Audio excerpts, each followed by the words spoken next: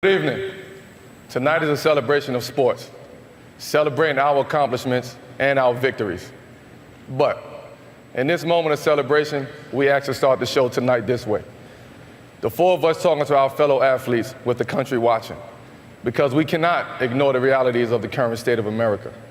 The events of the past week have put a spotlight on the injustice, distrust, and anger that plague so many of us. The system is broken. The problems are not new.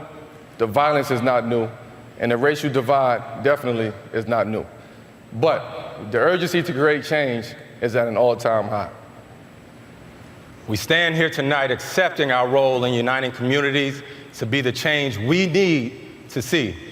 We stand before you as fathers, sons, husbands, brothers, uncles, and in my case, as an African-American man and the nephew of a police officer, who was one of the hundreds of thousands of great officers serving this country.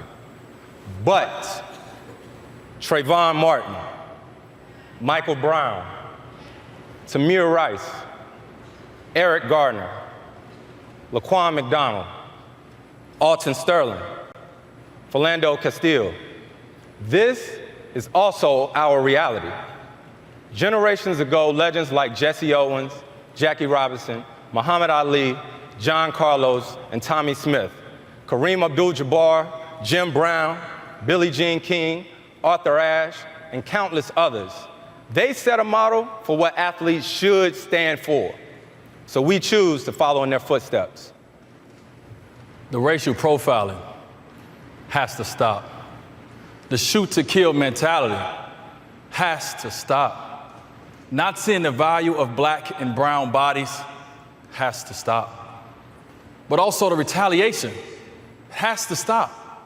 The endless gun violence in places like Chicago, Dallas, not to mention Orlando, it has to stop. Enough. Enough is enough.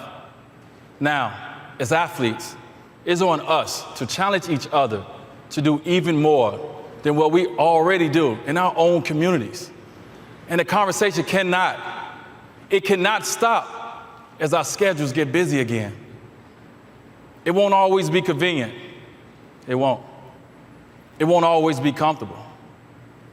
But it is necessary. We all feel helpless and frustrated by the violence. We do. But that's not acceptable.